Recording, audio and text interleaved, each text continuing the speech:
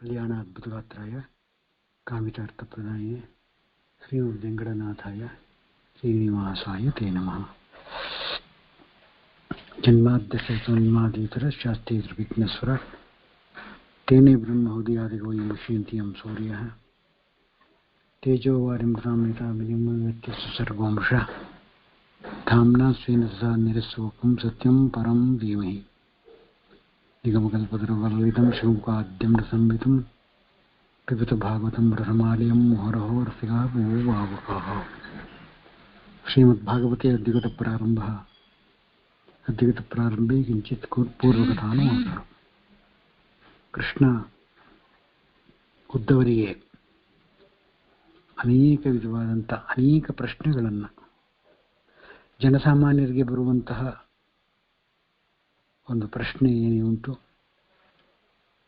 ಅದನ್ನು ಅವರಲ್ಲಿ ತಾನೇ ನಿಂತು ಅವರಿಂದ ಪ್ರಶ್ನೆಯನ್ನು ಕೇಳಿಸಿ ಅದಕ್ಕೆ ತಾನೇ ಉತ್ತರ ಕೊಡ್ತಾ ಇದ್ದಾನೆ ಭಾಗವತದಲ್ಲಿ. ಮತ್ತೆ ಮುಂದುವರೆದಂಥ ಕಾಲ ವಿಷ್ಣುವಿನ ಮಹಿಮೆ ಹೇಗೆ ಅಂತಂದರೆ, ಒಂದು ಎಕ್ಸಾಂಪಲ್ ಕೊಡ್ತಾ ಇದ್ದಾರೆ. ಜೇಡರು ಹುಳು ತನ್ನ ಮನೆಯನ್ನು ತಾನೇ ಕಟ್ಕೊಳ್ತದೆ, ಮುಖದಿಂದ ದಾರವನ್ನು ಹೊರತರುತ್ತದೆ, ಮತ್ತೆ ತನ್ನ ಆಹಾರ ಯಾವುದಾದ್ರು ಸಿಕ್ತು ಅಂದರೆ ಅದನ್ನು ತಿಂದು ಅಲ್ಲಿ ಇರುತ್ತೆ, ಬದುಕಿರುತ್ತೆ. ಬೇಸರ ಅಂತ ಅನ್ಸಿದ್ರೆ ಆ ಬಲೆಯನ್ನು ಎಷ್ಟು ದೊಡ್ಡದಾಗಿ ಕಟ್ಟಿರುತ್ತದೋ ಆ ದಾರನ ಮತ್ತೆ ಯಥಾ ಪ್ರಕಾರ ನುಂಗು ಬಿಡುತ್ತಂತೆ. ಒಂದು ಸಣ್ಣ ಹುಳುವಿಗೆ ಈ ಸಾಮರ್ಥ್ಯ ಭಗವಂತ ಕೊಟ್ಟಿದ್ದಾನೆ ಅಂದರೆ ನಾವು ಭಗವಂತನ ಬಗ್ಗೆ, ಭಗವಂತ ಈ ರೀತಿ ಕೆಲಸ ಮಾಡ್ತಾನೆ ಅಂತ ನೀವು ಯಾಕೆ ತಿಳ್ಕೊಳ್ಳೋದಿಲ್ಲ ಅನ್ನತ್ತೆ ಭಾಗವತ. ಅರ್ಥಾತ್ ತಾನೇ ಜೀವರಾಶಿಗಳನ್ನು ಸೃಷ್ಟಿ ಮಾಡ್ತಾನೆ, ಸೃಷ್ಟಿ ಸ್ಥಿತಿ ಲಯ ಎಲ್ಲವನ್ನು ತಾನೇ ಮಾಡ್ತಾನೆ. ಮತ್ತೆ ಬ್ರಹ್ಮದೇವರ 100 ವರ್ಷ ಆಯುಸ್ ಮುಗಿತು ಅಂದ ತಕ್ಷಣದಲ್ಲೇ ಅದೇ ಜಗತ್ತನ್ನು ತಾನೇ ಏಕಾಪೋಷಣವನ್ನು ತಗೋತಾನೆ. ಅದನ್ನು ಇಲ್ಲಿ ಹೇಳ್ತಾ ಇದ್ದಾರೆ. ಅವನ ಸೃಷ್ಟಿಕಾಲ ಅವನಿಗೆ ಗೊತ್ತು, ಲಯಕಾಲ ಅವನಿಗೆ ಗೊತ್ತು. ಅದರೇನು ಸಮಸ್ತ ವೇದಗಳು ಅವನನ್ನೇ ಹೊಗಳ್ತಾ ಇದೆ ಹೊರತು ಇಲ್ಲಿ ಯಾರೂ ಮೂಗು ತೋರಿಸೋ ಹಾಗೆ ಇಲ್ಲ, ಇನ್ನು ಯಾರನ್ನೂ ವೇದಗಳು ಹೊಗಳ್ತಾನೆ ಇಲ್ಲ. ಏಕೆ? ಸರ್ವತಂತ್ರ ಸ್ವತಂತ್ರ ನಿರ್ದೋಷಿ, ಅವನನ್ನೇ ಪ್ರತಿಪಾದನೆ ಮಾಡ್ತಾ ಇದೆ. ಈ ನಿಟ್ಟಿನಲ್ಲಿ ನಾವು ಕೂಡ ವೇದವನ್ನು ನಂಬಬೇಕು, ಪುರಾಣವನ್ನು ನಂಬಬೇಕು, ಭಾಗವತವನ್ನು ನಂಬಬೇಕು, ಶುಕಾಚಾರ್ಯರು ಪರೀಕ್ಷಿತ ರಾಜನನ್ನು ನಂಬಬೇಕು. ಅವರು ಹೋದ ದಾರಿನಲ್ಲಿ ನಾವು ಹೋಗ್ಲಿಕ್ಕೆ ಆಗದೆ ಹೋದ್ರೂ ಕೂಡ ಪ್ರಾಮಾಣಿಕ ಪ್ರಯತ್ನ ನಮ್ಮಲ್ಲಿದ್ದಾಗ ಖಂಡಿತ ಅಪರೋಕ್ಷ ಜ್ಞಾನ ಆಗತ್ತೆ. ಅಪರೋಕ್ಷ ಜ್ಞಾನ ನಂತರ ದೇಹತ್ಯಾಗವೇ ಮೋಕ್ಷ. ಅಂದರೆ ಏನು, ಈ ಭೌತಿಕ ಮತ್ತೆ ಈ ಪಾಂಚಭೌತಿಕ ಶರೀರ ನಮಗೆ ಬರೋದೇ ಇಲ್ಲ. ಆ ಮೋಕ್ಷದಲ್ಲಿ, ಮೋಕ್ಷ ಎನ್ನುವ ಜಾಗದಲ್ಲಿ ಕೇವಲ ಭಗವಂತನನ್ನೇ ಚಿಂತನೆ ಮಾಡ್ತಾ, ಪ್ರತಿಪಾದನೆ ಮಾಡ್ತಾ, ಜಿಜ್ಞಾಸೆ ಮಾಡ್ತಾ, ಅವನ ಬಗ್ಗೆ ಹೆಚ್ಚು ಹೆಚ್ಚು ಹೆಚ್ಚು ಹೆಚ್ಚು ತಿಳಿದುಕೊಳ್ಳುವಂತಹ ಒಂದು ಪ್ರಯತ್ನ ನಾವು ಮಾಡಿದಾಗ ಅತೀ ಆನಂದ, ಅತ್ಯಾನಂದ, ಆನಂದಾನಂದ ಭಗವಂತ ನಮಗೆ ಕೊಡ್ತಾನೆ. ಅದಕ್ಕೆ ವಿಜಯದಾಸರು ಹೇಳ್ತಾರೆ, ನನಗೆ ಮೋಕ್ಷ ಬೇಡಲೇ ಬೇಡಪ್ಪ, ನನಗೆ ಭಕ್ತಿ ಒಂದು ಕೊಟ್ಟುಬಿಡು ಅಂತಾರೆ. ಅವರು ಅದನ್ನು ಮೀರಿದವರು. ಮೋಕ್ಷಕ್ಕೆ ಬಂದ್ಬಿಟ್ರೆ ಏನಾಗುತ್ತೆ ಅಂದರೆ, ನಿನ್ನ ಜಾಗದಲ್ಲಿ ಕೂತ್ಕೊಂಡು ಆನಂದವನ್ನು ಪಟ್ಕೊಂಡು ನಾನು ಸುಮ್ಮನೆ ಕೂತಿರಬೇಕು. ಆದರೆ ನಂಗೆ ಮೋಕ್ಷ ಬೇಡ, ನನಗೆ ಭಕ್ತಿ ಕೊಡು. ಈ ಜನ್ಮ ಕಳೆದು ಹೋದ್ರೆ ಇನ್ನೊಂದು ಜನ್ಮ ಬರುತ್ತೆ, ಅಲ್ಲಿ ಭಕ್ತಿ ಮಾಡು. ಆ ಜನ್ಮ ಹೋಯ್ತು, 1000 ಜನ್ಮ ಬಂತು, ಅಲ್ಲೂ ಭಕ್ತಿ ಮಾಡು. ಸುಮ್ಮನೆ ಭಕ್ತಿ ಮಾಡ್ಕೊಂಡೇ ನಿನ್ನ ಸ್ಮರಣೆ ಮಾಡ್ಕೊಂಡೇ ಇರುವುದು ಸೂಕ್ತ ಅಂತ ಭೃಗು ಋಷಿಗಳು ಹೇಳ್ತಾರೆ. ಅವರೇ ವಿಜಯದಾಸರಾಗಿ ಬಂದು ಅದೇ ವಿಚಾರವನ್ನು ಮತ್ತೆ ಪ್ರತಿಪಾದನೆ ಮಾಡಿದ್ದಾರೆ. ಮುಂದೆ ಉದ್ದವರು ಇನ್ನೊಂದು ಪ್ರಶ್ನೆ ಕೇಳಿದ್ರು. ಸ್ವಾಮಿ ತತ್ವಗಳು ಎಷ್ಟು ಅಂತ ಕೇಳಿದ. ಉದ್ಧವರು ಮಹಾಜ್ಞಾನಿಗಳು. ಕೃಷ್ಣ ಈಗಾಗಲೇ 2-3 ಬಾರಿ ಹೇಳಿಬಿಟ್ಟಿದ್ದಾನೆ, ನೀನು ನನ್ನವ ಅಂತ. ನೀವು ನನ್ನವ ಅಂದರೆ ಅವನು ಮೋಕ್ಷಕ್ಕೆ ಹೋಗುವಂಥ ಜೀವಿ ಅಂತ. ಮೋಕ್ಷಕ್ಕೆ ಹೋಗುವವನಿಗೆ ತತ್ವ ಎಷ್ಟು ಅಂತ ಗೊತ್ತಿಲ್ವಾ? ಮತ್ತೆ ಯಾಕೆ ಈ ಪ್ರಶ್ನೆ ಕೇಳ್ತಾ ಇದ್ದಾನೆ? ಇದು ಅವನಿಗೋಸ್ಕರವಾಗಿ ಅಲ್ಲ, ಪರಂತು ನಮಗೋಸ್ಕರವಾಗಿ. We are in confuse. ಅಷ್ಟದಳ, 2 ದಳ, 1 ದಳ, ಸಹಸ್ರದಳ, ಇದೇನಿದು? ಇಷ್ಟೊಂದು ದಳಗಳು ದೇಹದಲ್ಲಿ, ಹೃದಯದಲ್ಲಿದೆ. ಕಮಲದಳಗಳು ಅಂತ ಹೇಳ್ತಾರಲ್ಲ, ಹಾಗೆ ಯಾವ್ದು ಪರ್ಫೆಕ್ಟು? ಹೇಗೋ ಹಾಗೆ ತತ್ವಗಳು ಎಷ್ಟು? 7 ಅಂತಾರೆ, 8 ಅಂತಾರೆ, 3 ಅಂತಾರೆ, 24 ಅಂತಾರೆ, 25 ಅಂತಾರೆ, 27 ಅಂತಾರೆ. ಯಾವ್ದು ಕರೆಕ್ಟು ಅಂತ ಕನ್ಫ್ಯೂಸು. ಅದು ಕೃಷ್ಣ ಹೇಳ್ತಾನೆ,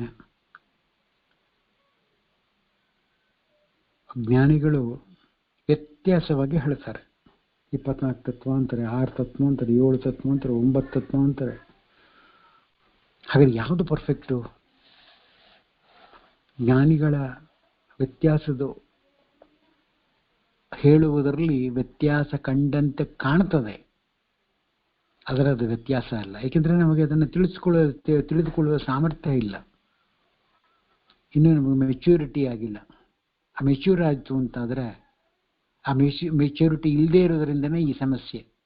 ಮೆಚ್ಯೂರ್ ಆದವರಿಗೆ ಇದರ ಸಮಸ್ಯೆ ಇಲ್ಲ. ಋಷಿಗಳು ವೇದದ ವಿಚಾರದಲ್ಲಿ ತುಂಬ ಚತುರರು. ತತ್ವಗಳನ್ನು ಹಾಗೆ ಹೇಳುವುದರಲ್ಲಿ ಒಂದು ಯುಕ್ತಿ ಕೂಡ ಇದೆ. ವಿವಿಧ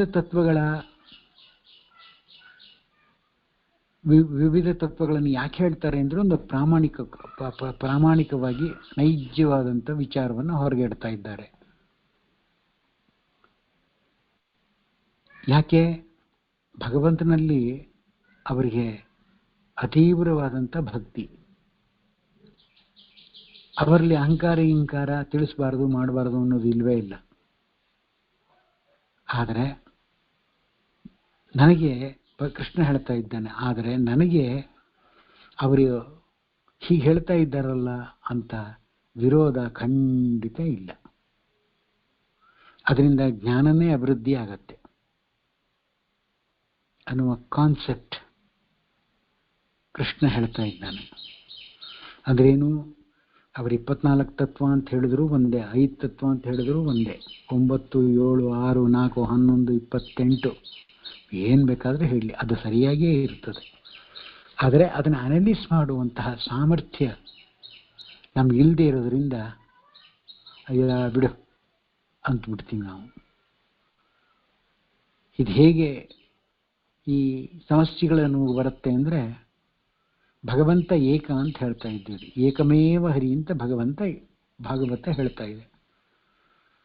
ಆದರೆ ಅದರಲ್ಲಿ ನಾವು ಹೆಚ್ಚು ಒತ್ತು ಕೊಡ್ತಕ್ಕಂಥದ್ದು ದಶಾವತಾರಕ್ಕೆ ಒತ್ತು ಕೊಡ್ತೀವಿ. ಆಮೇಲೆ ಕೇಶವಾದಿ ಚತುರ್ಭುಜ ರೂಪಗಳಿಗೆ ಒತ್ತು ಕೊಡ್ತೀವಿ. ಪಂಚರೂಪ ಅಂತ ಹೇಳ್ತಾ ಇದ್ದೇವೆ. ಇದೇನಿದು? 5 ರೂಪ ಅಂದ್ರಿ, 10 ರೂಪ ಅಂದ್ರಿ, 24 ಅಂತ್ರಿ, ಅವನೊಬ್ಬನೇ ಅಂತೀರಿ. ಒಬ್ಬನೇ ಇದ್ದವನು 24 ರೂಪ ಹೇಗೆ ತೊಗೊಳ್ಲಿಕ್ಕೆ ಆಗ್ತದೆ ಅಂತ ಪ್ರಶ್ನೆ ಮಾಡಿದ್ರೆ, ಸ್ತರಗಳು ಬೇರೆ. 10 ಅಂತ ಹೇಳಿದಾಗ ಆ ದಶಾವತಾರ ಮಾಡಿದಂಥ ಸಂದರ್ಭಗಳು ಬೇರೆ. 5 ಅಂತಂದಾಗ ಅವನ 5 ರೂಪಗಳು ಬಹಳ ಪ್ರಾಮುಖ್ಯತೆಯನ್ನು ಪಡ್ಕೊಂಡಿದೆ. ಅದು ಅವನು ಸೃಷ್ಟಿ ಮಾಡಿದಂಥ ಜೀವರಾಶಿಗಳಲ್ಲಿ 5 ರೂಪಗಳು ಇದ್ದೇ ಇದೆ ಕಂಪಲ್ಸರಿಯಾಗಿ. ಆದರೆ ಅದನ್ನು ತಿಳ್ಕೊಳ್ಬೇಕು. 5 ಹೇಗಿದ್ದಾನೆ ಅಂತ ತಿಳ್ಕೊಳ್ಬೇಕು. 24 ಅಂತ ಇದ್ದೀರಿ, 24 ಏನು? 24 ಕೇಶವಾದ್ಯ ಸ್ವರ್ಣಭೂಷಿತ ರೂಪಗಳು. ಸಂಧ್ಯಾವಂದನೆ ಮಾಡುವಾಗ ಕೇಶವಾಯ ಸ್ವಾಧಾರಣ ಅಂದಿಂದನೇ ಶುರು ಮಾಡ್ತೀವಿ ನಾವು. ಹರಿಯೇ ನಮಃ, ಶ್ರೀಕೃಷ್ಣಾಯ ನಮಃ ಅಂತೀವಿ. ಅಲ್ಲೂ ಇದೆಯಲ್ಲ, ಅಫ್ಕೋರ್ಸ್ ದಶಾವತಾರದಲ್ಲಿ ಬರುವ ರೂಪಗಳು ಕೇಶವಾದಿ ಚತುರ್ಭುಷಿತ ರೂಪಗಳಲ್ಲಿದೆ. ಕೇಶವಾಜ್ಯ ಸಂಸ್ಕೃತಿ ರೂಪಗಳಲ್ಲಿ ಅನೇಕ ರೂಪಗಳು ದಶಾವತಾರದಲ್ಲೂ ಇದೆ. ಮತ್ತು ಎರಡೂ ಸೇಮೆ, ಅದನ್ನು ಒಂದೇ ಮಾಡ್ಬೋದು. ಅದೆರಡನ್ನು ಸೇರಿಸ್ಬಿಟ್ಟು ಒಂದೇ ಇಷ್ಟೇ ರೂಪ ಅಂತ ಹೇಳ್ಬೋದಲ್ಲ. ಹಾಗಲ್ಲ. ಬಹುಚಿತ್ರ ಜಗದ್ಬಹುದಾಕರಣ ಪರಶಕ್ತಿರಂತ ಗುಣ ಪರಮಃ. ನಿನಗೆ ಅರ್ಥ ಮಾಡ್ಕೊಳ್ಳಿಕ್ಕಾಗೋದಿಲ್ಲ ಅಂತಾರೆ ಆಚಾರ್ಯರು. ಅವನ ವ್ಯಾಪಾರವನ್ನ ಬ್ರಹ್ಮದೇವರಿಗೆ ಗೊತ್ತಾಗಲ್ಲ, ರಮಾದೇವಿಗೆ ಗೊತ್ತಾಗಲ್ಲ ಅಂತಂದ್ರೆ ನಿನಗೆ ಹೇಗೆ ನಾನು ತಿಳಿಸ್ಕೊಳ್ಳಿ? ನಿನಗಿನ್ನೂ ಮೆಚ್ಯೂರ್ ಆಗಿಲ್ಲ. ಹೇಳಿದ್ದನ್ನು ನಂಬು. ಬೇಕು ಅಂದರೆ ನಂಬದೇ ಇದ್ರೆ ಹಾಗೆ ಬಿಟ್ಬಿಡು, ನೀನು ನರಕಕ್ಕೆ ಹೋಗು, ಯಾರು ಬೇಡ ಅಂತಾರೆ ಕೃಷ್ಣ.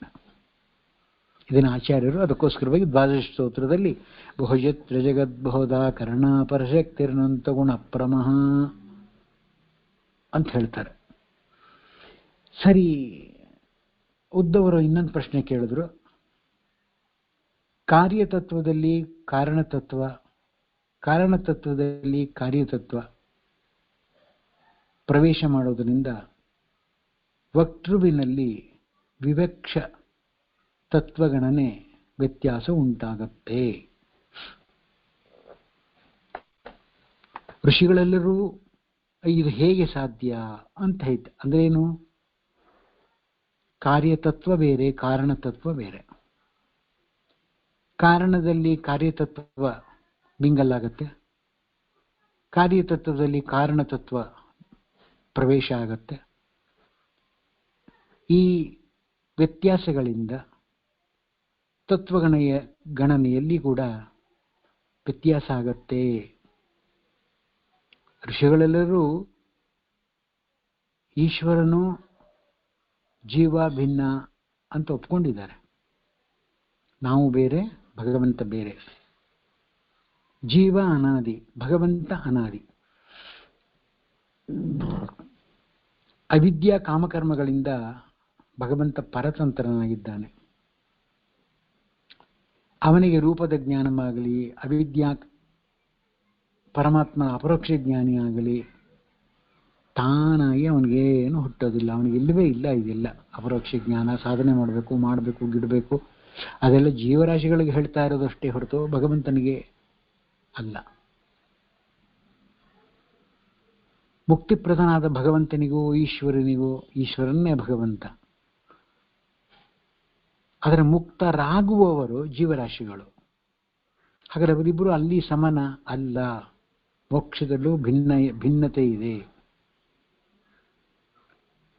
ನಮ್ಮ ಜ್ಞಾನ ಕೊಡ್ತಕ್ಕಂಥ ಭಗವಂತ, ಅವನು ಜ್ಞಾನ ಸ್ವರೂಪನಾಗಿದ್ದಾನೆ. ಜೀವನಿಗೆ ಒಳಗಿರುವಂತಹ ಪುರುಷ ರೂಪದ ಹರಿಯ ಜ್ಞಾನವನ್ನ ಹುಟ್ಟಿಸ್ತಾನೆ ಅಂತ ಹೇಳ್ತಿರಲ್ಲ, ಇದು ಹೇಗೆ ಕೂಡುತ್ತೆ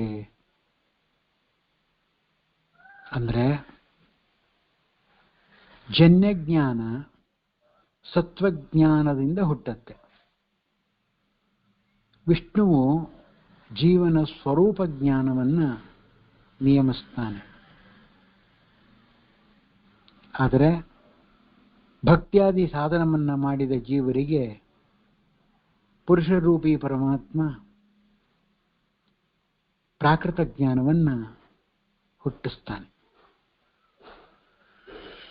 ಮತ್ತೆ ಸೃಷ್ಟಿಕಾಲದಲ್ಲಿ ಜೀವನಿಗೆ ಸತ್ವಗುಣದಿಂದ ಜ್ಞಾನ, ರಜೋಗುಣದಿಂದ ಕರ್ಮ, ತಮೋಗುಣದಿಂದ ಅಜ್ಞಾನ ಹುಟ್ಟುತ್ತೆ. ಈ ರೀತಿ ತತ್ವಗಳ ರೂಪದಿಂದ ವಿಕಾರ ಹೊಂದಿಸತಕ್ಕಂತಹ ಸಾಮರ್ಥ್ಯ ಭಗವಂತನಿಗೆ ಉಂಟು. ಅದಕ್ಕೋಸ್ಕರವಾಗಿ ಅವನನ್ನು ನಾವು ಕಾಲ ಅಂತ ಕರಿತೀವಿ. ಯಾಕೆ? ಅವನ ಸರ್ವತಂತ್ರ ಸ್ವತಂತ್ರ, ಸರ್ವಾಧಾರ. ಇದು ಬಹುಶಃ ನನಗೆ ಅರ್ಥ ಆಗಲಿಲ್ಲ ಇಲ್ಲಿ ಹೇಳಿರೋ ವಿಚಾರ, ಆದರೆ ಇನ್ನೊಮ್ಮೆ ಹೇಳಕ್ಕೆ ಪ್ರಯತ್ನ ಪಡ್ತೀನಿ ನೋಡಿ. ಸೃಷ್ಟಿಕಾಲದಲ್ಲಿ ಭಗವಂತ 3 ವಿಧವಾದ ಗುಣವುಳ್ಳಂತಹ ಜೀವರಾಶಿಗಳನ್ನು ಸೃಷ್ಟಿ ಮಾಡ್ತಾನೆ. ಈ 3 ಗುಣಗಳು ಬೇರೆ ಬೇರೆಯಾಗೂ ಇದೆ. 3 ಗುಣಗಳು ಒಬ್ಬ ಜೀವನಲ್ಲೂ ಇರಲಿಕ್ಕೆ ಸಾಧ್ಯ. ಪರ್ಮಿಟೇಷನ್ ಅಂಡ್ ಕಾಂಬಿನೇಷನ್ ಅಂತಿರಲ್ಲ, ಆ ರೀತಿಯಲ್ಲಿ ಜೀವರಿಗೆ ಸತ್ವಗುಣದಿಂದ ಜ್ಞಾನವನ್ನು ಕೊಡ್ತಾನೆ, ಸತ್ವಗುಣ ಜೀವಿಯಾಗಿದ್ರೆ. ರಜೋಗುಣದಿಂದ ಕರ್ಮಗಳನ್ನು ಮಾಡುವಂತೆ ಪ್ರೇರಣೆ ಮಾಡ್ತಾನೆ. ತಮೋಗುಣದಿಂದ ಅಜ್ಞಾನವನ್ನು ಹುಟ್ಟಿಸ್ತಾನೆ. ಆದರೆ ಈ ಗುಣಗಳ ತತ್ವಗಳ ರೂಪದಿಂದ ವಿಕಾರ ಹೊಂದಿಸತಕ್ಕಂಥ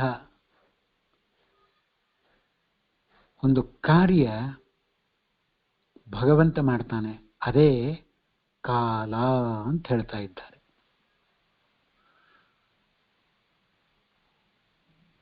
ಏಕ್ದಮ್ಮು ಮಗು ಹುಟ್ಟಿದ ತಕ್ಷಣದಲ್ಲೇ 35 ವರ್ಷದ ತಾಕತ್ತು ಬರೋದಿಲ್ಲ, ಅದು ಗ್ರ್ಯಾಜುಯಲ್ ಆಗಿ ಬರುತ್ತೆ. ಏಕ್ದಮ್ಮು ತಲೆ ಕೂದಲು ನರ್ತೋಗಿ ಮುದುಕನಾಗಿ ಹುಟ್ಟೋದಿಲ್ಲ, ಅದು ಗ್ರ್ಯಾಜುಯಲ್ ಆಗಿ ಬರುವಂಥ ಅವಸ್ಥೆ. ಆ ಅವಸ್ಥೆ ಬರಬೇಕು ಅಂತಾದರೆ ಅಲ್ಲಿ ಭಗವಂತ ಪ್ಲೇಸ್ ಎ ಪ್ರಿಡಾಮಿನೆಂಟ್ ರೋಲ್. ಯಾವ ರೀತಿ? ಕಾಲದ ಮುಖಾಂತರ. ಮಗು ಹುಟ್ಟಿದೆ, ಅದಕ್ಕೆ 3 ಮಕ್ಕಳಾಗುತ್ತೆ. ಭವಿಷ್ಯ ನೋಡಿದ್ರು, ಜಾತಕ ತೋರಿಸಿದ್ರು, ಈ ನಕ್ಷತ್ರ ಎಲ್ಲ ನೋಡಿ ಅಂತಂದ್ರು. ಅವನೇನು ಜಾತಕ ನೋಡ್ದ, 3 ಮಕ್ಕಳ ತಾಯಿ ಆಗುತ್ತೆ, ತಂದೆ ಆಗ್ತಾನೆ, ತಾಯಿ ಆಗ್ತಾನೆ ಅಂತ ಹೇಳಿದ್ರು ಭವಿಷ್ಯ ನೋಡಿ. ಹಾಗಾದ್ರೆ ಆ ಮಗುಗೆ 3 ಮಕ್ಕಳ ತಾಯಿ ಆಗ್ಬೇಕು ಅಥವಾ ತಂದೆ ಆಗ್ಬೇಕು ಅಂತಂದ್ರೆ ತಕ್ಷಣ ಆಗ್ಬಿಡುತ್ತ?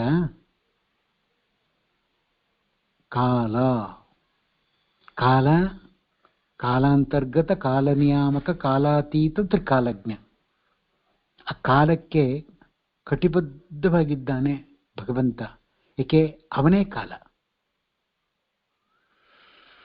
ಹೀಗೆ ಈ ಕಾಲಘಟನೆಯಲ್ಲಿ ತತ್ವಗಳು ಕೂಡ ಜ್ಞಾನಿಗಳ ದೃಷ್ಟಿಯಿಂದ ಸ್ವಲ್ಪ ಅದಲು ಬದಲಾಗುತ್ತೆ. ಹಾಗಂತೇಳಿ ಅವ್ರು ಹೇಳಿರೋದು ತಪ್ಪು ಅಂತ ನಾನು ಹೇಳ್ತಾ ಇಲ್ಲ ಅಂತಾನೆ ಕೃಷ್ಣ. ಕೆಲವರು 9 ತತ್ವಗಳು ಅಂತ ಹೇಳ್ತಾರೆ. ಹೇಗೆ? ಹಿರಣ್ಯ, ಗರ್ಭ, ಗಾಯತ್ರಿ, ರುದ್ರ, ಸ್ಕಂದ, ಆಕಾಶ, ಅನಿಲ, ಜ್ಯೋತಿ, ಜಲ ಮತ್ತು ಭೂಮಿ. ಒಟ್ಟು 9 ತತ್ವಗಳು.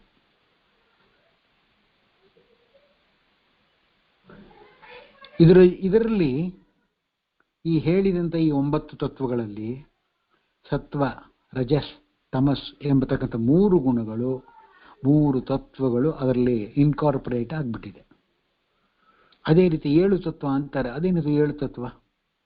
ಶಬ್ದಾದಿ 5 ವಿಷಯಗಳು ಅಥವಾ ಪಂಚಭೂತಗಳು, ಪೃಥ್ವಿ, ಅಪ್ಪು, ತೇಜು, ವಾಯು, ಆಕಾಶ. ಜ್ಞಾನ ನಾಮಕ ಬ್ರಹ್ಮ ಮತ್ತೆ ಪರಮಾತ್ಮ. 5, 2, 7. ಜ್ಞಾನ ನಾಮಕ ಬ್ರಹ್ಮ ಮತ್ತೆ ಪರಮಾತ್ಮ. ಬ್ರಹ್ಮನ್ ಯಾಕೆ ತಗೋತೀರಿ? ಅವನೇ ಸೃಷ್ಟಿ ಮಾಡೋದಿಲ್ವಲ್ಲ. ಭಗವಂತನೇ ಅಂತೆಲ್ಲ ಆದ್ಮೇಲೆ ಬ್ರಹ್ಮನ್ನು ಯಾಕೆ ತಗೋತೀರಿ? ಭಗವಂತ ಸೃಷ್ಟಿ ಮಾಡುವ ಕೆಲಸವನ್ನ ಬ್ರಹ್ಮದೇವರಿಗೆ ಕೊಟ್ಟಿದ್ದಾನೆ. ಆದರೆ ಅವನಿಗೆ ಸೀಮಿತವಾದಂಥ ಜವಾಬ್ದಾರಿ ಅಷ್ಟೇ. ಆದರೆ the entire universe will look after by Lord only, not Brahma. ಸೃಷ್ಟಿ, ಸ್ಥಿತಿ, ಲಯ ಈ 3 ಕೂಡ ಅವನೇ ನಿಯಮನ ಮಾಡ್ತಾನೆ. ಆದರೆ ಸೃಷ್ಟಿಯ ಜವಾಬ್ದಾರಿ ಬ್ರಹ್ಮದೇವರಿಗೆ ಕೊಟ್ಟಿದ್ದಾನೆ. ಆದ್ದರಿಂದ ನಾವು ಸೃಷ್ಟಿಕರ್ತೃತ್ವ ಬ್ರಹ್ಮ ಅಂತ ಹೇಳ್ಬಿಡ್ತೀವಿ. ಬಟ್ ಆಕ್ಚುಲಿ ಅದು ರಾಂಗ್. ಬ್ರಹ್ಮನಲ್ಲಿ ಬ್ರಹ್ಮವಾಚ್ಯನಾಗಿ, ರುದ್ರನಲ್ಲಿ ರುದ್ರವಾಚ್ಯನಾಗಿ ತಾನು ಅವರಲ್ಲಿ ನಿಂತು ಆ ಕೆಲಸವನ್ನು ತಾನೇ ಮಾಡ್ತಾ ಇದ್ದಾನಷ್ಟೇ ಹೊರತು ಅವರಿಗೆ ಜವಾಬ್ದಾರಿ ಇಲ್ಲ. ಊಟ ಆಯಿತು, ಎಲೆ ಎಲ್ಲ ತೆಗೆದುಬಿಟ್ಟು ಗೊಮೆ ಹಚ್ಬೇಡಪ್ಪ ಅಂತ ಯಾರಿಗೂ ಹೇಳಿದ್ರು. ಅವನೇನು ಮಾಡ್ದ? ಸ್ವಾಮಿ, ನೀನು ಇಷ್ಟು ಜನ ಊಟ ಹಾಕಿದಿರಲ್ಲ, ಯಾಕೆ ಸ್ವಾಮಿ, ಏನು ಎತ್ತ? ಏಯ್ ತಲಹರಟೆ, ನಿಂಗೆ ಯಾಕೋ ಬೇಕು? ಎಲೆ ತೆಗಿಯೋ, ಎಲೆ ತೆಗೆದು ಮೊದಲು ಕ್ಲೀನ್ ಮಾಡೋ, ಅಷ್ಟೇ ನಾವು ಹೇಳೋದು ಅವನಿಗೆ ನಾವು ಲೆಕ್ಕ ಕೊಡಬೇಕಾಗಿದೆಯಾ? ಕಾರ್ಯಕಾರಣ ಭಾವವನ್ನು ನಮ್ಗೆ ಹೇಳಬೇಕಾಗಿದೆಯಾ ನಾವು? ಆದರೆ ಅವನಿಗೊಂದು ಜವಾಬ್ದಾರಿ. ಹೇಳಿದಿರಿ, ಬಂದಿದ್ದಾನೆ, ಇದನ್ನು ಕ್ಲೀನ್ ಮಾಡಿಬಿಡು, ನೀನು ಊಟ ಮಾಡ್ಕೊಂಡು ಹೋಗೋ, ನಿನಗೇನು ಕೊಡಬೇಕು ಕೊಡ್ತೀವಿ.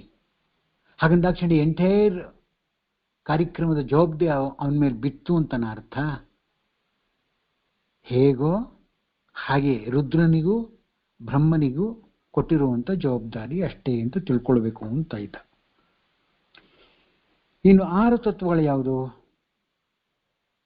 9 ತತ್ವಗಳು ಯಾವುದು? ಪಂಚಭೂತಗಳು ಪ್ಲಸ್ ಪರಮಾತ್ಮ, ದೇಹಾಭಿಮಾನಿ ದಿವಾಕರ, ಇಂದ್ರಿಯಾಭಿಮಾನಿ ಇಂದ್ರ ಮತ್ತೆ ಪ್ರಾಣ. 6 ತತ್ವಗಳು ಯಾವುದು? ಪಂಚಭೂತಗಳು ಮತ್ತು ಪರಮಾತ್ಮ. 4 ತತ್ವಗಳು ಯಾವುದು? ತೇಜಸ್ಸು, ಜಲ, ಪೃಥ್ವಿ ಪ್ಲಸ್ ಪರಮಾತ್ಮ. 17 ತತ್ವಗಳು ಯಾವುದು? ಪಂಚಭೂತಗಳು, ರೂಪಾದಿ ಪಂಚ ವಿಷಯಗಳು, ಪಂಚ ಜ್ಞಾನೇಂದ್ರಿಯಗಳು, ಮನಸ್ಸು ಮತ್ತು ಪರಮಾತ್ಮ. 11 ತತ್ವಗಳು ಯಾವ್ದ್ಯಾವುದು? ಪಂಚಭೂತಗಳು ಪ್ಲಸ್ ಶಬ್ದ, ರೂಪ, ರಸ, ಗಂಧ ಮೊದಲಾದ 5 ವಿಷಯಗಳು ಪ್ಲಸ್ ಪರಮಾತ್ಮ. ತತ್ವಗಳು ಯಾವ್ದ್ಯಾವುದು? ಪಂಚಭೂತಗಳು ಪ್ಲಸ್ ಶಬ್ದಾದಿ ಪಂಚ ವಿಷಯಗಳು, ಪಂಚ ಜ್ಞಾನೇಂದ್ರಿಯಗಳು ಮತ್ತು ಮನಸ್ಸು. 13 ತತ್ವ ಯಾವುದು? ಪಂಚಭೂತಗಳು ಪ್ಲಸ್ ಪಂಚ ಜ್ಞಾನೇಂದ್ರಿಯಗಳು ಪ್ಲಸ್ ಮನಸ್ಸು, ಬ್ರಹ್ಮ ಮತ್ತು ವಿಷ್ಣು. ಸರ್ವ ಮತಗಳಲ್ಲಿ ಯುಕ್ತಿ ಇರುವುದರಿಂದ ತತ್ವಗಳನ್ನು ನಾನಾ ಪ್ರಕಾರವಾಗಿ ಗಣನೆ ಮಾಡಿರುವುದು ಸರಿಯಾಗಿಯೇ ಇದೆ ಅಂತ ಕೃಷ್ಣ ಹೇಳ್ತಾ ಇದ್ದಾನೆ.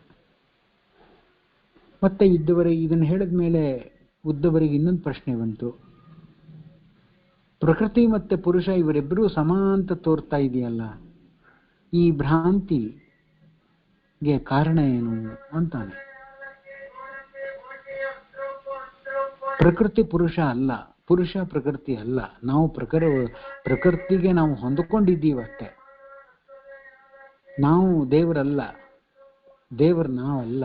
ಆದರೆ ದೇವರು ನಮ್ಮೊಳಗೆ ಇದ್ದಾನೆ ಅಷ್ಟೆ. ನಾವು ದೇವರಿನಲ್ಲಿಲ್ಲ, ದೇವ್ರಿಗೂ ನಮಗೂ ಸಂಬಂಧ ಇಲ್ಲ. ಆದರೆ ಲಯ ಕಾರ್ಯದಲ್ಲಿ ಅವನು ತನ್ನ ಹೃದಯದಲ್ಲಿ ನಮ್ಮ ಎಲ್ಲ ಜೀವಕೋಟಿಗಳನ್ನು ಇಟ್ಕೋತಾನೆ. ಹಾಗಾದ್ರೆ ಅವನೇ ಇಚ್ಛೆಪಟ್ಟು ತನ್ನ ಹೃದಯದಲ್ಲಿ ನಮ್ಮೆಲ್ಲರನ್ನು ಹೊಟ್ಟೆ ಒಳಗೆ ಇಟ್ಕೋತಾನೆ ಲಯಕತ್ವ ಕಾರ್ಯದಲ್ಲಿ ಅಂತಂದಾಗ, ಹಾಗಾದ್ರೆ ನಾವು ಮೋಕ್ಷ ಹೊಂದ್ಬಿಟ್ವಿ. ಯಾಕೆ ಭಗವಂತನ ಹೊಟ್ಟೆ ಒಳಗೆ ಉದುರ ಸೇರ್ಬಿಟ್ವಲ್ಲ? ಇಲ್ಲ, ಸಾಧ್ಯ ಇಲ್ಲ. ಇದನ್ನು ಬಹುಶಃ ತುಂಬ ಹಿಂದೆ ಈ ವಿಚಾರವನ್ನು ಪ್ರಸ್ತಾಪ ಮಾಡಿದ್ದೀವಿ. ಇದನ್ನು ಯಾರ್ಯಾರನ್ನ ತನ್ನ ದೇಹದಲ್ಲಿ ಯಾವ್ಯಾವ ಜೀವಕೋಟಿಗಳನ್ನು ಎಲ್ಲೆಲ್ಲಿ ಇಡಬೇಕು ಅಲ್ಲಲ್ಲೇ ಇಟ್ಕೋತಾನಂತೆ. ಇದು ಸ್ಪೆಷಾಲಿಟಿ. ಬ್ರಾಹ್ಮಣೋಸ್ಯ ಮುಖಮಾಸೈಬ ಹೂರಾಜನ್ ನಕೃತಃ ಅಂತ ಪುರುಷ ಸೂಕ್ತ ಹೇಳ್ತಾ ಇದೆ. ಬ್ರಾಹ್ಮಣರನ್ನ ಎಲ್ಲಿಟ್ಕೋಬೇಕು, ಬ್ರಹ್ಮದೇವರನ್ನ ಎಲ್ಲಿಟ್ಕೊಳ್ಬೇಕು, ಗರುಡ ಶೇಷ ರುದ್ರರನ್ನ ಎಲ್ಲಿಟ್ಕೊಳ್ಬೇಕು, ಇಂದ್ರಾದಿ ದೇವತೆಗಳನ್ನು ಇಟ್ಕೊಳ್ಬೇಕು, 32 ಕಕ್ಷೆಯಲ್ಲಿ ಬರುವ ದೇವತೆಗಳನ್ನು ಎಲ್ಲೆಲ್ಲಿ ಇಟ್ಕೊಳ್ಬೇಕು, ಮಾನುಷೋತ್ತಮರನ್ನ ಎಲ್ಲಿ ಇಟ್ಕೊಳ್ಬೇಕು, ಮನುಷ್ಯರಂತ ಅಧಮಾಧಿಕಾರಿಗಳಂತ ನಮ್ಮಂಥವ್ರನ್ನ ಎಲ್ಲಿ ಇಟ್ಕೊಳ್ಬೇಕು ಅಂದರೆ ಮಲ ಜಾಗದಲ್ಲಿ ಇಟ್ಕೋತಾನಂತೆ. ಜಲ ಮಲ ಇರುವಂಥ ಜಾಗ ಏನು? ಕಿಬ್ಬು ಹೊಟ್ಟೆ ಅಂತ ಏನು ಹೇಳ್ತೀವಿ, ಆ ಕಿಬ್ಬು ಹೊಟ್ಟೆಯ ಒಳಗೆ ನಮ್ಮ ವಾಸ. ಅರ್ಥ ಆಯ್ತಲ್ಲ? ಅದು ಮೋಕ್ಷ ಅಂತ ಕರಿತೀರೇನು? ಅದು ಸಾಕ್ಷಾತ್ಕಾರ ಆಗ್ಬಿಡುತ್ತೆ ಅಂತ ಅನ್ಕೋತೀರೇನು? ಆದರೆ ಋಜುಗಣಸ್ಥರನ್ನ ವಕ್ಷಸ್ಥಳದ ಪಕ್ಕದಲ್ಲಿ ಇಟ್ಕೋತಾನಂತೆ. ಬ್ರಹ್ಮ ವಾಯುಗಳನ್ನ ವಕ್ಷಸ್ಥಳದಲ್ಲಿ ಇಟ್ಕೋತಾನಂತೆ. ಅವನ ಹೃದಯದಲ್ಲಿ ಆ ಜಾಗದಲ್ಲಿ ಇಟ್ಕೊಳ್ಳುವಂತಹ ದೇವತೆಗಳು, ಋಜುಗಣಸ್ಥರು, ಬ್ರಹ್ಮದೇವರು, ಮುಕ್ತ ಬ್ರಹ್ಮರು ಎಷ್ಟು ಪರಮ ಪಾವನ ಪುಣ್ಯವನ್ನು ಪಡೆದಿದ್ದಾರೆ. ಇದೇ ಮೋಕ್ಷ ಅಂದರೆ. ಅವರು ಲಯಕಾಲದಲ್ಲಿ ಆ ಜಾಗದಲ್ಲಿ ಇರ್ತಾರೆ. ಲಯ ಇಲ್ಲದೆ ಹೋದ್ರೂ ಕೂಡ ಅವನು ಹೇಳುವಂಥ ಸಾಯುಜ್ಯ ಸಾಮೀಪ್ಯ ಸಾಲೋಕ್ಯ ಅಂತ ಏನು ಹೇಳ್ತಾ ಇದ್ದೀವಿ, ಆ ಸ್ಥಳದಲ್ಲಿ ಜೀವರಾಶಿಗಳಿಗೆ ಆನಂದಾನಂದವನ್ನು ಕೊಟ್ಟು ಅವ್ರನ್ನ ಸಂರಕ್ಷಣೆ ಮಾಡ್ತಾನಂತೆ. ಇದೇ ಭಾಗವತದ 11ನೇ ಸ್ಕಂದದ ಜಿಸ್ಟ್. ಅದಕ್ಕೆ ಕೃಷ್ಣ ಹೇಳ್ತಾ ಇದ್ದಾನೆ, ತ್ರಿಗುಣ ಸ್ವರೂಪ ಅಂತ ಈಗ ನಾನೇ ಆಗಲೇ ಹೇಳಿಬಿಟ್ಟಿದ್ದೇನೆ ಬೇಕಾದಷ್ಟು ಸಾರಿ. ಆದರೆ ಎಲ್ಲ ತ್ರಿಗುಣವೂ ಕೂಡ ಸಾತ್ವಿಕ, ರಾಜಸ, ತಾಮಸ ನನ್ನ ಅಧೀನದಲ್ಲೇ ಇದೆ. ಪ್ರಕೃತಿ ನನ್ನ ಇಚ್ಛೆ, ನಿನ್ನ ಇಚ್ಛೆ ಅಲ್ಲ. ಮತ್ತಷ್ಟೇ ಅಲ್ಲ, ವ್ಯಾವಹಾರಿಕವಾಗಿ ನೋಡಿದಾಗ ನಾವು ಅವನು ಸಮ ಅಂತಾನೆ ಅನ್ಸುತ್ತೆ. ಇದು ಭ್ರಮ ಅಷ್ಟೆ, ಇದು ಅಜ್ಞಾನ ಅಷ್ಟೆ, ಇದು ಅಹಂಕಾರ, ನಮ್ಮ ಅಹಂಕಾರ ಅಷ್ಟೆ. ಈ ಮೂರು ರೂಪದಿಂದ, ಕಾರಣದಿಂದ ಅವನು ನಾವು ಸಮ ಅಂತ ಅನ್ಕೊಂಡ್ಬಿಡ್ತೀವಿ. ಅದಕ್ಕೆ ಹೇಳ್ತಾ ಇದ್ದಾನೆ ಕೃಷ್ಣ, ವೈಕಾರಿಕ, ತೇಜಸ, ತಾಮಸ ಎಂಬತಕ್ಕಂಥ, ಅದರಲ್ಲೂ ಬೈಫರ್ಕೇಶನ್ ಹೇಳ್ತಾರೆ ನೋಡಿ. ಅಹಂಕಾರದಲ್ಲೂ ಕೂಡ 3 ಬಗೆ ಇದೆ ಅಂತಾರೆ. ಗುಣದಲ್ಲಿ 3 ಬಗೆ. ಸೂರ್ಯಾದಿಗಳು ವೈಕಾರಿಕ ಅಹಂಕಾರದಿಂದ ಹುಟ್ಟಿರುವ ಕಾರಣ ಆದಿ ದೈವ ಅನ್ನಿಸ್ಕೋತಾರೆ.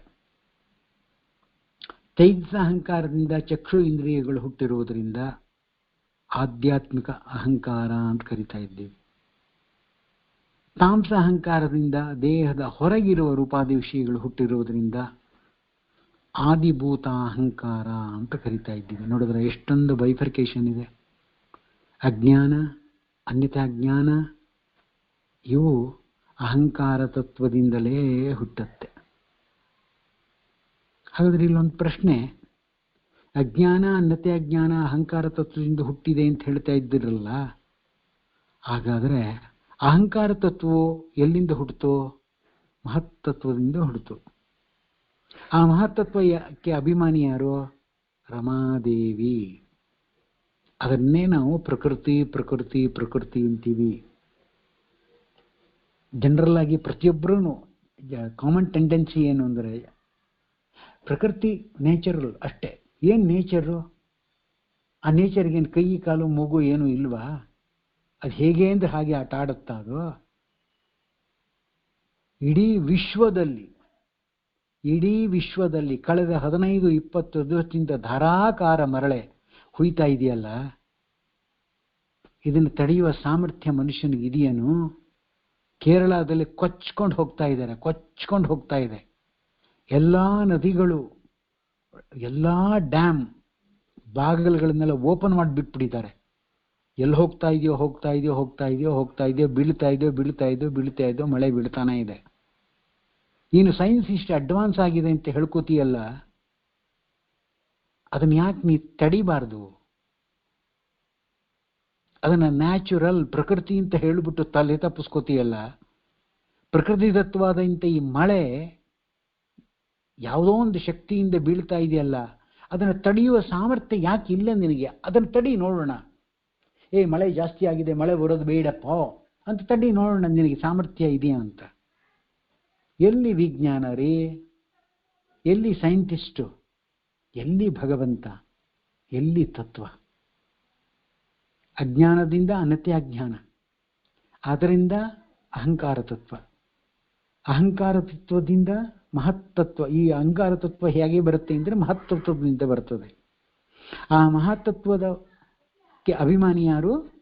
ಸಾಕ್ಷಾತ್ ಲಕ್ಷ್ಮಿ. ಅಂದ್ರೇನು? ಅಜ್ಞಾನ, ಅನ್ಯಥಾಜ್ಞಾನ, ಮಿಥ್ಯಾಜ್ಞಾನದಿಂದ ಭಗವಂತನನ್ನ ಸಾಧನೆ ಮಾಡ್ಲಿಕ್ಕೆ ಸಾಧ್ಯನೇ ಇಲ್ಲ. ಅಂತವರೆಲ್ಲರೂ ಒಂದು ನರಕಕ್ಕೆ ಹೋಗ್ತಾರೆ. ಅಂದ್ರೆ ವಿರುದ್ಧ ದಿಕ್ಕಿನಲ್ಲಿ ಹೋದಾಗಾಯ್ತು. ಪ್ರಕೃತಿ ಅಂದ್ರೆ ರಮಾದೇವಿ ಅಂತ ಅನ್ಕೋಬೇಕು. ಶಾಸ್ತ್ರ ಹೇಳೋದು ಹಾಗೆ, ಭಾಗವತ ಹೇಳ್ತಾ ಇರೋದು ಹಾಗೆ. ಪ್ರಕೃತಿಗೆ ವಿರುದ್ಧವಾಗಿ ನಾವು ನಡೀತು ಅಂತಾದ್ರೆ ನಮಗೇನು ಅರ್ಥ ಮಾಡ್ಕೊಳ್ಳೋಕೆ ಸಾಧ್ಯ ಇಲ್ಲ. ಆದರೆ ಬ್ರಹ್ಮನಿಗೆ ಇಲ್ಲದಿರುವಂತಹ, ರಮಾದೇವಿಗೆ ಇಲ್ಲದಿರುವಂತಹ ಸ್ವತಂತ್ರ ಪೂರ್ಣನಾದಂತಹ ಭಗವಂತ ಪೂರ್ಣಾನಂದ ಸ್ವರೂಪನಾಗಿದ್ದಾನೆ, ಸರ್ವತಂತ್ರ ಸ್ವತಂತ್ರನಾಗಿದ್ದಾನೆ, ಗುಣಭರಿತನಾಗಿದ್ದಾನೆ. ಅವನು ಯಾವುದೇ ಕಾರಣಕ್ಕೂ ಸುತರಾಂ ವಿಕಾರ ಹೊಂದೋದೇ ಇಲ್ಲ. ಹೀಗಿರುವಂತಹ ವ್ಯಕ್ತಿತ್ವ ಭಗವಂತನದು. ಅದಕ್ಕೋಸ್ಕರವಾಗಿ ದೇವರು ಜೀವ ಒಂದೇ ಅಂತ ಸಾಧಿಸ್ತೀನಿ ಅಂದರೆ ನಮಗೊಂದು ನರಕವೇ ಆಗತ್ತೆ. ಇದೇನಿದು ಭ್ರಾಂತಿ ರೂಪದ ವಾದ ಆಗತ್ತೆ. ಇದನ್ನು ನ್ಯಾಯಾಮೃತದಲ್ಲಿ ತರ್ಕ ತಾಂಡವದಲ್ಲಿ ವ್ಯಾಸರಾಜರು ಇದರ ಬಗ್ಗೆ ಹೆಚ್ಚು ಮಾಹಿತಿಯನ್ನು ಕೊಡ್ತಾರೆ. ಭ್ರಾಂತಿ ಹೇಗೆ ಹುಟ್ಟುತ್ತೆ? ಅನ್ಯಥಾ ಜ್ಞಾನ ಅಂತಾರೆ. ಭ್ರಾಂತಿಯಿಂದ ಭಗವಂತನನ್ನು ಸಾಧನೆ ಮಾಡಲಿಕ್ಕೆ ಆಗೋದಿಲ್ಲ ಅಂತಾರೆ ವ್ಯಾಸರಾಜರು. ಮತ್ತಿನ್ನು ತರ್ಕದಿಂದ question, for the sake of question will arises. ಆ ಕ್ವಶನ್ಗೆ ಆನ್ಸರ್ ಹೇಳಿದ್ರೆ ಮತ್ತೆ ಕ್ವಶನ್ನೇ ಅಂತಿಮವಾಗುತ್ತೆ. ಬರೀ ತರ್ಕಬದ್ಧವಾಗಿ ಭಗವಂತನನ್ನು ಕಾಣಲಿಕ್ಕೆ ಆಗೋದಿಲ್ಲ. ತರ್ಕ to the certain extent okay. ನಿಮ್ಮ ಅನ್ಯಥಾ ಜ್ಞಾನ, ಮಿಥ್ಯಾಜ್ಞಾನ, ಅಜ್ಞಾನದಿಂದ ಕೇಳುವಂಥ ಪ್ರಶ್ನೆಗಳಿಗೆ ಕೆಲವು ಉತ್ತರವನ್ನು ಕೊಡಲಿಕ್ಕೆ ಪ್ರಯತ್ನ ಪಡ್ಬೋದು. ಆದರೆ ನಿಮ್ಮ ಈ ಗೊಡ್ಡು ತರ್ಕದಿಂದ ಭಗವಂತನನ್ನು ಕಾಣಲಿಕ್ಕೆ ಸಾಧ್ಯನೇ ಇಲ್ಲ. ತರ್ಕ, ಶುಷ್ಕ ತರ್ಕ ಭಗವಂತನ ಜ್ಞಾನವನ್ನು ತಂದುಕೊಡೋದಿಲ್ಲ ಅಂತಾರೆ ವ್ಯಾಸರಾಜರು. ಅದನ್ನು ಭಾಗವತ ನಮಗೆ ತಿಳಿಸಿಕೊಡ್ತಾ ಇದೆ. ಹೀಗೆ ವಾದಕ್ಕೋಸ್ಕರವಾಗಿ ವಾದ ಮಾಡಿದ್ರೆ ಭಗವಂತ ನಮಗೆ ದೊರಕಲ್ಲ. ವಾದದಿಂದ ನಮಗೆ ಜ್ಞಾನ ಬಂತು ಅಂತಾದರೆ ಅಂತಹ ಜ್ಞಾನ ಭಗವಂತನನ್ನು ನಮಗೆ ತಂದು ಕೊಡ್ತದೆ. ಅದು ಜಿನೈನ್ ಆಗಿರ್ಬೇಕಷ್ಟೆ. ಹೀಗೆ ವಾದ ನಿಷ್ಫಲವಾದರೂ ಕೂಡ ನನ್ನ ಪಾದಾರವಿಂದದಿಂದ ವಿಮುಖರಿಗೆ ಸದಾ ಇರುತ್ತದೆ. ಅಂದ್ರೇನು? ಅದರಿಂದ ದೂರ ಸರಿದವರು ಬೇಕಾದಷ್ಟು ವಾದ ಮಾಡಲಿ, ವಾದಕ್ಕೆ ಉತ್ತರವನ್ನು ಹೇಳ್ತಾರೆ. ಅದು ಯಥಾರ್ಥವಾದಂಥ ಜ್ಞಾನ ಇವರಿಗೆ ವೈಬ್ರೇಟ್ ಆಗಿ ಅವರಿಗೆ ನಿಶ್ಚಲವಾದಂಥ ಭಗವಂತನಲ್ಲಿ ಭಕ್ತಿ ಜಾಸ್ತಿ ಆಗ್ತಾ ಹೋಗುತ್ತೆ. ಹೀಗಾಗಿಯೂ ಕೂಡ ಅವನನ್ನು ತಿಳ್ಕೊಳ್ಳುವ ಸಾಮರ್ಥ್ಯ ಯಾರಿಗೂ ಇಲ್ಲ. ಇಂತಹ ಭಗವಂತನಿಗೆ ನಾವು ಭ್ರಾಂತಿಯಿಂದ, ಅಜ್ಞಾನದಿಂದ, ಮಿಥ್ಯಾಜ್ಞಾನದಿಂದ ಸೋಹಂ ಉಪಾಸನೆ ಅಂತ ಮಾಡಿ ಅವನಲ್ಲಿ ನಾವು ಐಕ್ಯ ಆಗ್ಬಿಡ್ತೀವಿ. ಅದನ್ನ ಲಯ ಅಂತಾರೆ ಅಂತನ್ನುವಂಥ ಕ್ಷುದ್ರವಾದಂಥ ಉತ್ತರ ನಮ್ಮನ್ನು ಅಧಮಾಧಮ ಸ್ಥಾನಕ್ಕೆ ಕರ್ಕೊಂಡು ಹೋಗುತ್ತಷ್ಟೇ ಹೊರತು ನಮಗೇನು ಮೋಕ್ಷ ಅನ್ನೋದು ಸಿಗೋದಿಲ್ಲ. ಅದಕ್ಕೋಸ್ಕರ ಭಾಗವಂತ ಸ್ಪಷ್ಟವಾಗಿ ತಿಳಿಸ್ತಾ ಇದೆ. ಅಜ್ಞಾನವನ್ನು ಕಳೆಯುತ್ತೆ, ಸುಜ್ಞಾನವನ್ನು ಕೊಡತ್ತೆ. ಆ ಸುಜ್ಞಾನ ಇಂಪ್ರೂವೈಸ್ ಆಗ್ತಾ ಆಗ್ತಾ ಆಗ್ತಾ ಆಗ್ತಾ ಭಗವಂತನ ಜ್ಞಾನ ನಮಗೆ ಸ್ಥಿರವಾಗುತ್ತೆ. ಯಾವಾಗ ಸ್ಥಿರವಾದ ಮೇಲೆ ಭಗವಂತ ಅನುಗ್ರಹ ಮಾಡಿಯೇ ಮಾಡ್ತಾನೆ ಅನ್ನುವ ವಿಚಾರವನ್ನು ಕೃಷ್ಣ ಉದ್ದವರಿಗೆ ಹೇಳಿದ್ದಾನೆ. ಮತ್ತೆ ಉದ್ದವರಿಗೆ ಸಂಶಯ, ನಮಗಳಿದ್ದಂತೆ ಸಂಶಯನೇ ಅವ್ರಿಗೂ. ನೀನು ಏನು ಹೇಳಿದಿ? ಜೀವರು ನಿತ್ಯರು ಅಂತ ಹೇಳಿದ್ರಿ. ಭಗವಂತನು ನಿತ್ಯ, ನೀನು ನಿತ್ಯ, ಜೀವರು ನಿತ್ಯ ಅಂತ ಹೇಳಿದಿ, ನಿಜ. ಆದರೆ ಅವರಿಗೆ ಜನನ ಮರಣಗಳು ಯಾಕೆ ಬರಬೇಕು? ಹಾಗಾದರೆ ಜನನ ಅಂದ್ರೇನು, ಮರಣ ಅಂದ್ರೇನು? ಇದನ್ನು ನನಗೆ ತಿಳಿಸಿಕೊಡು ಅಂತ ಉದ್ದವರು ಪ್ರಶ್ನೆ ಮಾಡ್ತಾ ಇದ್ದಾರೆ.